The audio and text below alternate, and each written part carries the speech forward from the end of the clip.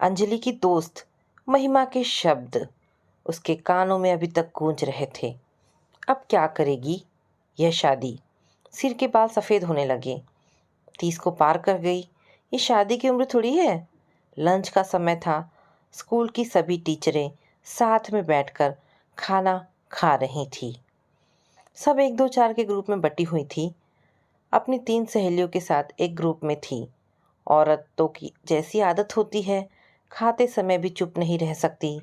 सभी बातें कर रही थीं, अपनी क्लास के बच्चों से लेकर प्रिंसिपल व सहकर्मी टीचरों तक की, घर से लेकर पति, बच्चों और सास तक की बातें कर रही थीं। अंत में हमेशा की तरह बात घूमकर अंजलि के ऊपर आकर टिक गई।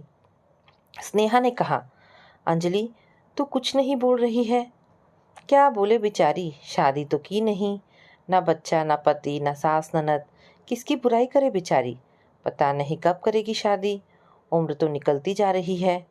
सपना ने सहानुभूति दिखाते हुए कहा। तभी महिमा ने व्यंग्यात्मक लहजे में कहा था, अब क्या करेगी ये शादी?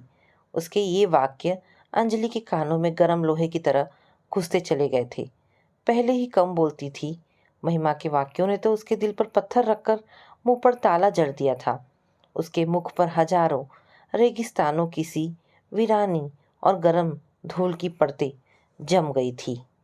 आंखें जड़ होकर बस खाने की प्लेट पर जड़ हो गई थी।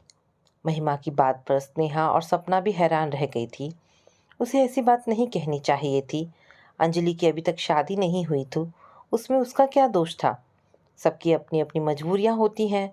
अंजलि की भी थी, तभी तो अब तक उसकी शादी नहीं हो पाई थी। वे चारों हम उम्र थी, सहकर्मी थी, परंतु उनमें अकेली अंजलि ही अविवाहिता थी। बाकी तीनों न केवल शादीशुदा थी, बल्कि तीनों के बच्चे भी थे। उनके बीच घर परिवार और शादी को लेकर बातें होती ही रहती थी। सभी अंजलि को शादी करने की सलाह देती रहती थी, परंतु इतनी तल्ख बात आज से पहले कभी किसी ने नहीं की।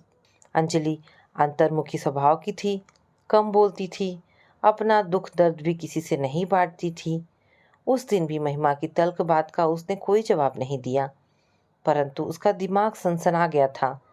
क्या अब उसकी शादी नहीं होगी? क्या वह बूढ़ी हो गई थी? बाल पकना क्या बुढ़ापे की निशानी है? आज तक उसने किसी लड़के से दोस्ती नहीं की। प्यार करना तो बहुत दूर की बात थी। पारिवारिक संस्कारों और अंतर्मुखी स्वभाव के कारण वह लड़कों से खुलकर बात नहीं कर पाई। वह सुंदर थी। कई लड़के उसके जीवन में आए, उससे प्रेम निवेदन भी किया। उसने उनका प्यार स्वीकार भी किया, परंतु जब लड़के एक सीमा से आगे बढ़कर उसे बिस्तर पर लिटाना चाहते, वह भाग खड़ी होती। ये सब शादी के बाद। वह कहती तो लड़के उसे घमंडी, दकियानूसी और बेवकूफ़ लड़की समझकर छोड़ देते। लिहाजा 30 वर्ष की उम्र तक उसका कोई स्थायी बॉयफ्रेंड ना बन सका, जिसके साथ वह घर बसाने की बात सोच सकती। अब तो कम उम्र के लड़के उससे दूर भागने लगे थे और उसकी उम्र के दायरे वाले आदमी शादीशुदा थे। मम्मी भी उसकी शादी के बारे में नहीं सोचती थी। इसमें मम्मी का दोष नहीं था। वह डरती थी कि शादी के बाद अंजलि जब अपने घर चली जाएगी तो किसके सहारे जीवन व्यतीत करेंगी। उनकी जीविका का कोई साधन नहीं था, जबकि उनका लड़का नीरज था और उसकी पत्नी थी। दोनों मम्मी के साथ पुश्तैनी घर में रहते थे। उसके भाई नीरज को पापा की जगह पर अनुकंपा के आधार पर नौकरी भी मिली हुई थी। पापा के घर में मम्मी के साथ रहता था, परंतु अपनी सैलरी का एक पैसा भी मम्मी को नहीं देता था। मम्मी का गुजारा उनकी पेंशन और अंजलि की कमाई से चलता था। एक ही घर में 2 परिवार रहते थे, मम्मी, बेटी अंजलि और बेटा नीरज और बहू राधा। कैसी विडंबना थी। मम्मी किस तरह अंजलि के साथ भेद करती है और नीरज को महत्व देती है। यह पहली बार अंजलि को तब पता चला जब उसके पापा की मृत्यु हुई। वह सरकारी सेवा में ग्रुप बी में ऑफिसर थे और रिटायरमेंट के पहले ही उनकी मृत्यु हो गई थी। ग्रेचुइटी, इंश्योरेंस, जीपीएफ आदि का कुल 30 लाख के लगभग मिला था। सारा पैसा मम्मी ने मंथली इनकम स्कीम में डाल दिया था। 30,000 के लगभग मम्मी की पेंशन बंधी थी। कम नहीं थे। बाप की जगह पर जब अनुकंपा के आधार पर नौकरी की बात आई तो सबने यही सलाह दी कि बेटी अंजलि ये नौकरी कर लेगी। वह 23 वर्ष की थी और ग्रेजुएट थी। आसानी से उसे ग्रुप सी की नौकरी मिल जाती और उसका भविष्य संवर जाता। नीरज छोटा था और उसका ग्रेजुएशन भी पूरा होने में 1 साल बाकी था। ग्रेजुएशन के बाद भविष्य में वह कोई अच्छी जॉब पा सकता था। सबकी बातें सुनने के बाद मम्मी ने अपना फैसला सुनाया। अंजलि पापा की जगह नौकरी करेगी तो हमें क्या मिलेगा? एक दिन वह शादी करके ससुराल चली जाएगी, उसकी सैलरी ससुराल वालों को जाएगी।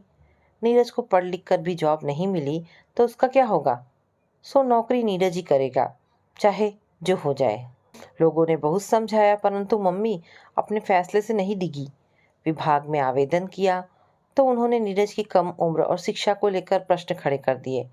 मम्मी ने बड़े अधिकारी से मिलकर बात की तो उन्होंने रास्ता सुझाया कि वे नीरज के ग्रेजुएशन तक इंतज़ार कर सकते थे।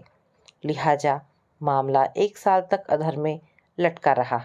जब नीरज का ग्रेजुएशन हो गया और वह 21 साल का हो गया तो उसे पिता के स्थान पर नौकरी मिल गई। सब कुछ व्यवस्थित हो गया तो एक पारिवारिक महिला सुधा जी ने अंजलि की मम्मी शिल्पा जी को सलाह दी।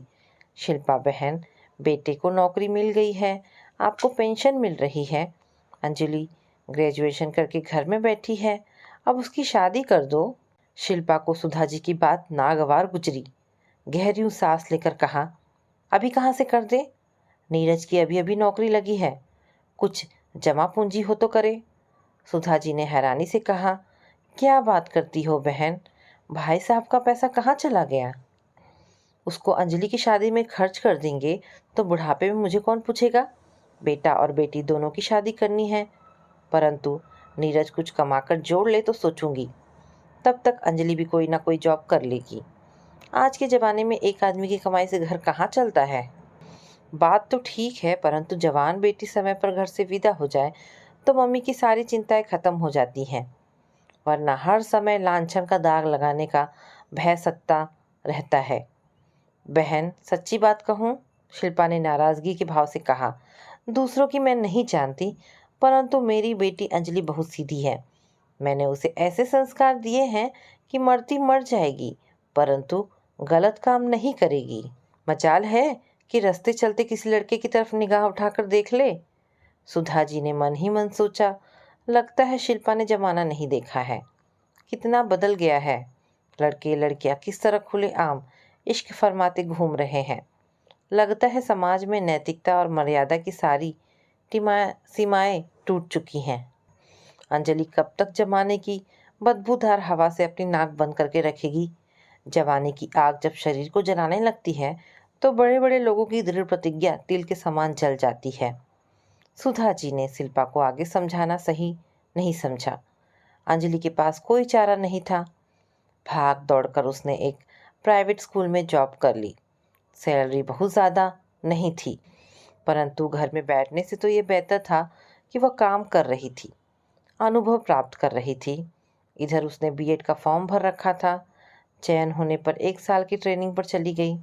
ट्रेनिंग पूरी होते ही उसे उसी स्कूल में अच्छी सैलरी पर टीचर की नौकरी मिल गई। अंजलि के जीवन में खुशियाँ थी परंतु प्यार नहीं। उसका कोई बॉयफ्रेंड नहीं था। इसकी कोई चाहत भी उसके मन में नहीं थी। वह चाहती थी कि जल्दी से जल्दी विवाह बंधन में बंध जाए, पति के घर चली जाए। उसके जीवन में प्यार और खुशी के अनमोल मोती बरसेंगे तब।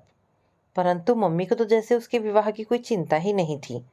उसके रिश्ते आते तो अनमने ढंग से बात सुनती और मना कर देती, परंतु बेटे की शादी की चर्चा बहुत लगन से करती। कोई रिश्ता आता तो खोद खोद करके जानकारी लेती। परिवार कैसा है, लड़की सुंदर है, पढ़ी लिखी है और सबसे मुख्य बात पूछना ना भूलती, दहेज कितना मिलेगा। जब भी घर में कोई अड़ोसी पड़ोसी या रिश्तेदार आता केवल नीरज की शादी की बात होती। वह तो जैसे घर की बेटी ही न थी। वह बस एक पैसा कमाने की मशीन और घर का काम करने वाली नौकरानी थी। घर के सारे खर्च भी उसी की सैलरी से चलते। नीरज अपनी सैलरी की एक पाई भी मम्मी के हाथ पर ना धरता, ना कोई हिसाब देता, बस अपने शौक पर खर्चा करता या बैंक में जमा करता। मम्मी भी अपनी पेंशन का पैसा कभी कभार ही बैंक से निकालती। अंजलि मम्मी और नीरज के होते हुए भी अपने ही घर में एक उपेक्षित सा जीवन व्यतीत कर रही थी। दहेज के लालच में मम्मी ने नीरज की शादी एक अमीर परिवार की लड़की राधा के साथ तय कर दी। पता नहीं शिल्पा के मन में क्या था। बड़ी बेटी कुंवारी बैठी थी और उससे 3 साल छोटे भाई की शादी तय कर दी थी, क्योंकि अच्छा खासा दहेज ला रही थी। किसी खास ने सवाल किया तो शिल्पा का दिल जला देने वाला जवाब था। बेटा दहेज ला रहा है, परंतु बेटी दहेज लेकर जाएगी। फिर क्यों ना पहले बेटी की शादी करो। अंजलि के दिल को बहुत चोट पहुंची। पहले वह घर की बातें किसी से नहीं कहती थी, परंतु ये सारी बातें उसने अपनी सहेलियों से कही तो स्नेहा ने कहा, यार समझ में नहीं आता, तुम्हारी मम्मी सगी है कि सौतेली। अरे सौतेली माँ भी बहुत अच्छी होती है। समझना बहुत मुश्किल है कि वह तुम्हारी शादी के खिलाफ क्यों है।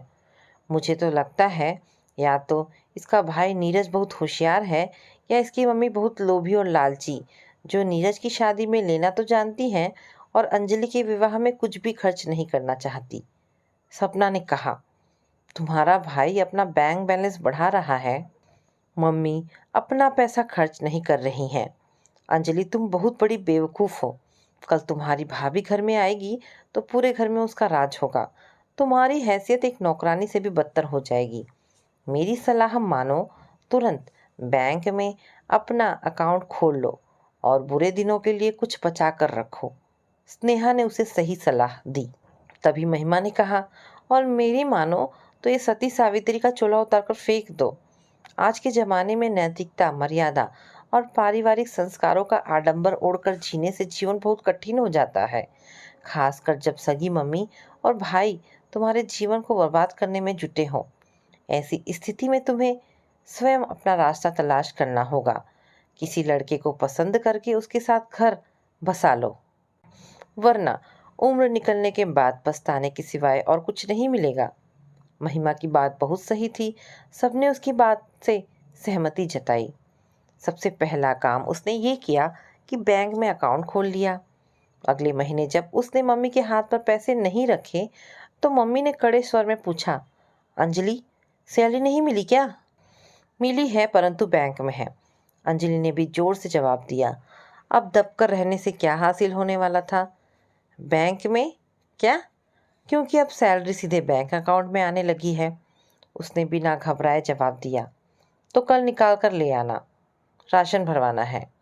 मम्मी घर में नीरज भी है, वो मुझसे ज़्यादा सैलरी पाता है। आपकी पेंशन भी कम नहीं है, फिर घर चलाने की जिम्मेदारी मेरी ही क्यों? आप दोनों अपना पैसा क्या ऊपर वाले के घर लेकर जाएंगी? अंजलि ने गुस्से से कहा। अंजलि की बात सुनकर मम्मी सन्न रह गई। उनकी गाय जैसी बेटी मरखनी कैसे हो गई थी? ये उसकी सहेलियों के समझाने का असर था, परंतु मम्मी की समझ में नहीं आया। उन्होंने कांपती आवाज़ में पूछा, ये कैसी बातें कर रही है तू? क्या तू इस घर की सदस्य नहीं है? मेरी बेटी नहीं है? आपने मुझे अपनी बेटी माना ही कहाँ है? जब से होश संभाला है नीरज को तवज्जो दी जा रही है। मुझसे 3 साल छोटा है, लेकिन शादी आप उसकी पहले कर रही हैं। ध्यान रखना कहीं आपके संस्कार धूल में ना मिल जाए। क्या मतलब है तेरा? मतलब आप अच्छी तरह समझती हैं, कोई भी लड़की जीवन भर अनुचित अनुशासन और बंधन को स्वीकार नहीं कर सकती। एक ना एक दिन वो बंधन तोड़कर बरसात के पानी की तरफ बह जाएगी। तब आप पारिवारिक मर्यादा का ढोल पीटती रहना। मम्मी की बोलती बंद हो गई। अंजलि बेचारी आज कितनी हिम्मत से इतना सब बोल पाई थी, वरना तो उसके मुंह में जैसे जबान ही ना थी। उसकी सहेलियों ने उसे खूब सिखाया पढ़ाया था, मम्मी से खुलकर बात करने के लिए कहा था, तभी आज वह इतना कुछ बोल पाई थी।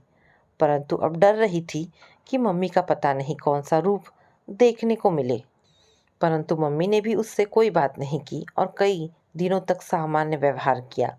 शायद उनके मन में भी डर बैठ गया था कि अंजलि कोई गलत कदम ना उठा ले और परिवार की मर्यादा तोड़कर किसी लड़के के साथ भाग ना जाए।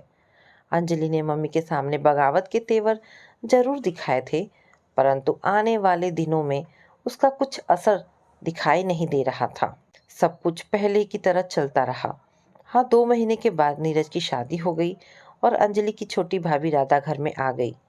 सहेलियां उसे बीच बीच में उकसाती रहती थी और किसी लड़के से प्यार कर ले, परंतु अब कोई लड़का उसकी तरफ आकर्षित ही नहीं होता। उसके चेहरे पर गंभीरता के कारण बड़ी उम्र की परिपक्वता झलकने लगी थी। उसके पास भी इतना साहस ना था कि स्वयं किसी लड़के या पुरुष को अपनी तरफ आकर्षित करने का प्रयास कर सके। वो इतनी संकोची थी कि किसी भी व्यक्ति से बात करते समय उसकी जबान जैसे तालू से चिपक जाती थी। कुछ साल और बीत गए। अंजलि अब 30 की हो चुकी थी। अब वह लड़की कम, औरत ज़्यादा लगती थी। वो मन ही मन दुखी रहने लगी थी। मम्मी ने तो जैसे ठान लिया था कि उसकी शादी तो दूर, शादी की बात भी ना करेंगी।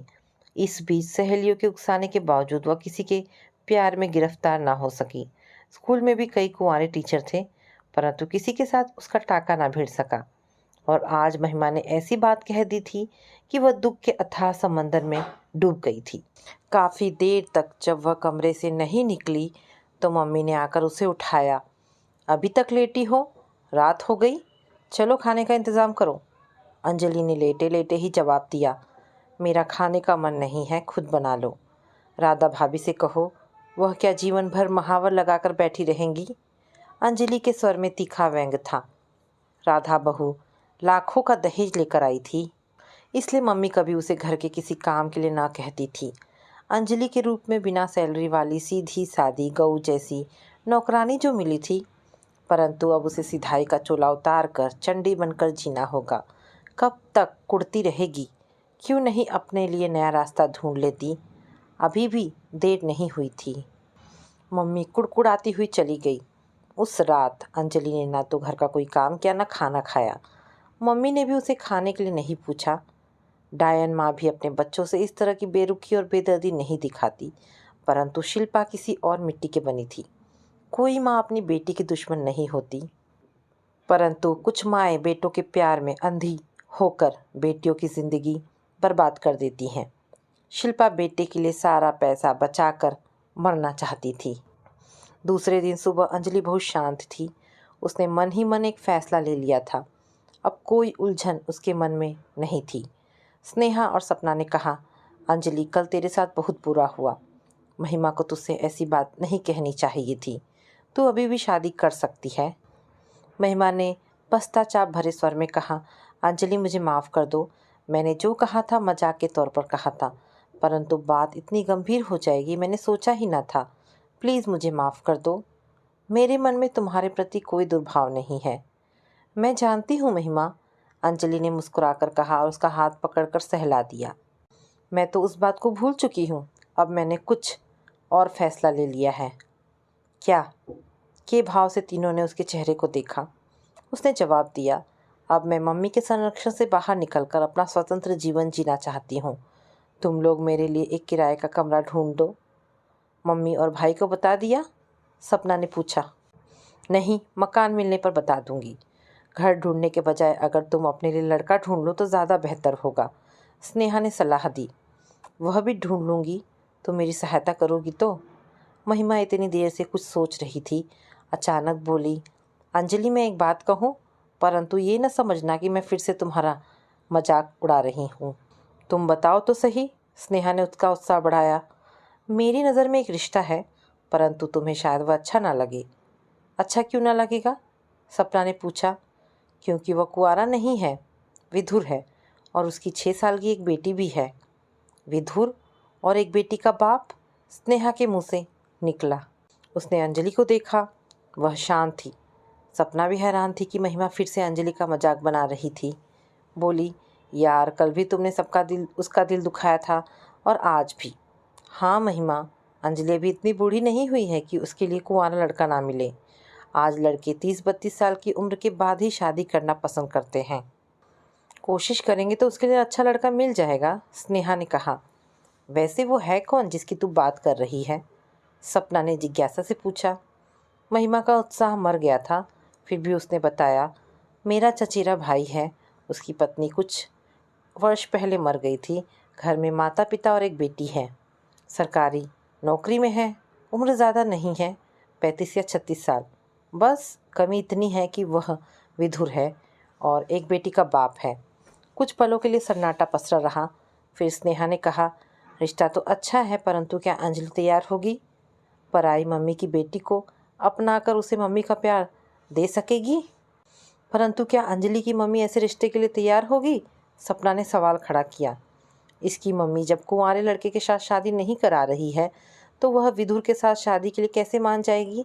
स्नेहा ने कहा। फिर कैसे होगा? सपना ने भौहें नचाकर पूछा। अंजलि सबकी बातें गौर से सुन रही थी और मन ही मन कुछ बुन रही थी। उसके दिमाग में विचार बहुत तेजी से दौड़ रहे थे। उसे जल्दी ही फैसला लेना होगा, वरना एक दिन वह औरत से बूढ़ी औरत में बदल जाएगी। तब उसके हाथ में जीवन के सुख में पल नहीं, बस सूखी रेत के रसहीन कण होंगे जो उसकी आंखों में हमेशा किरचों की तरह कसते रहेंगे।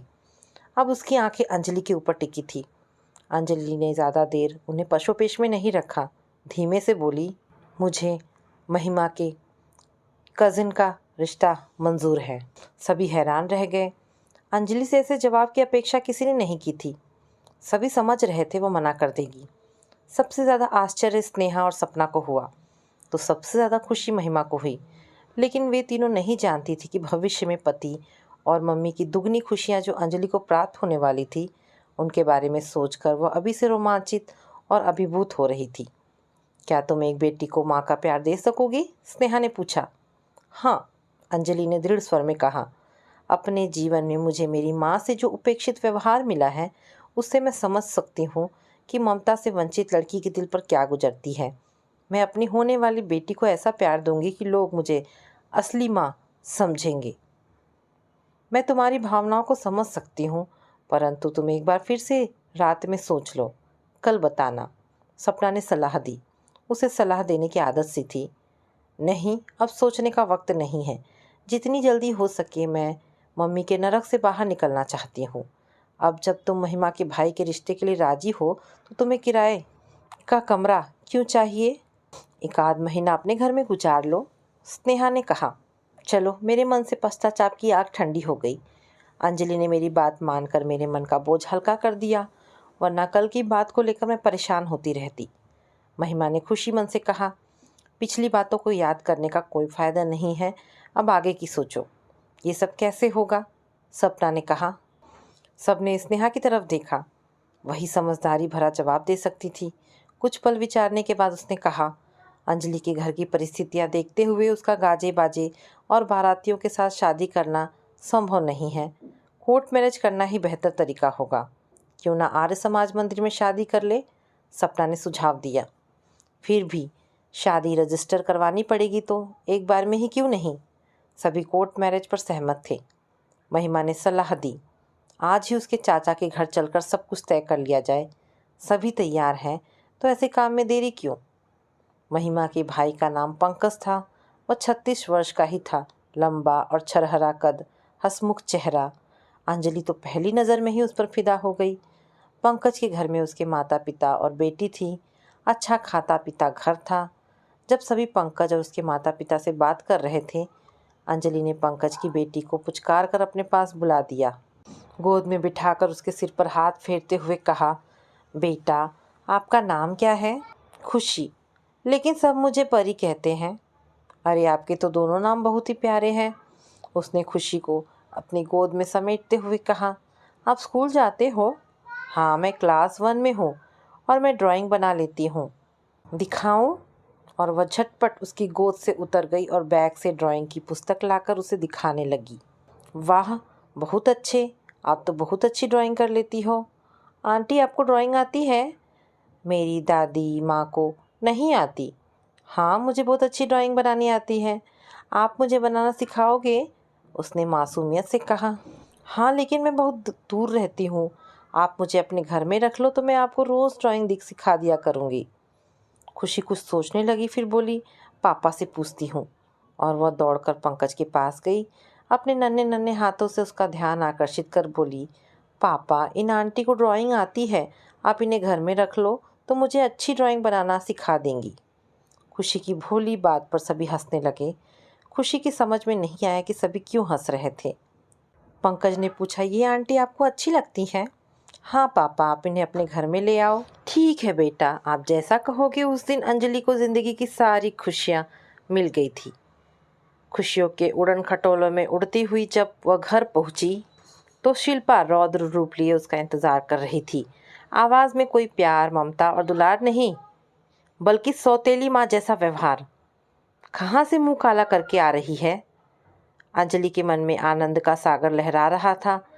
उसने शांत भाव से कहा, मम्मी, मैं तुम्हारी सगी बेटी हूँ। कभी प्यार से भी पूछ लिया करो, इतनी देर कहाँ कर दी। उनकी आवाज़ की तलखी कम नहीं हुई थी। अंजलि ने सोचा बता ही दूँ, एक दिन बताना ही तो है। बोली, मम्मी, होते हुए भी जो जिम्मेदारी आपको निभानी चाहिए थी वो मेरी सहेलियां निभा रही हैं, इसलिए देर हो गई। क्या मतलब? मम्मी ने भौहें ऊंची करके पूछा। उनकी समझ में सचमुच कुछ नहीं आया था। अपने लिए लड़का ढूंढने गई थी, अंजलि ने साफ साफ बता दिया। सुनकर मम्मी के तोते उड़ गए। कानों पर विश्वास नहीं हुआ। फटी आंखों से उसे देखती रही, फिर बोली, तुम्हारी शादी के लिए पैसा कहाँ से आएगा? क्यों, पापा के निधन के बाद जो पैसा मिला था वो कहाँ गया? उसमें मेरा भी तो आधा हिस्सा है। उसके बारे में सोचना भी मत, शिल्पा ने चेतावनी देते हुए कहा। तुम भले ही घर से भागकर शादी कर लो, परंतु उस पैसे के बारे में सोचना भी मत। नीरज नया घर खरीद रहा है, उसके लिए पैसे बचा कर रखे हैं। अंजलि के मुंह में ढेर सारी कड़वाहट खुल गई। मुंह पर थू का भाव लाते हुए बोली, यही तो आप चाहती थी कि मैं कहीं भाग जाऊं, परंतु बचपन में ऐसे संस्कार ही नहीं दिए। बेटी को अनिच्छा से पालना और बड़ा करना, फिर उसे पर्दों में बंद करके रखना ताकि कहीं मुंह काला करके परिवार की झूठी मर्यादा को मटिया मेल ना कर दे, यही आप जैसी माँओं ने सीखा है। आपकी इसी गंदी सोच ने देश की बेटियों का भविष्य गर्त कर रखा है। मम्मी, आप चिंता ना करो, आपके पति और बेटे की कमाई का मुझे एक ढेला भी नहीं चाहिए। जिंदगी में खुशियों से बढ़कर कुछ नहीं होता। आपका पैसा मेरे किस काम का, जब मेरी जिंदगी में पति, परिवार और बच्चे का सुख नहीं है।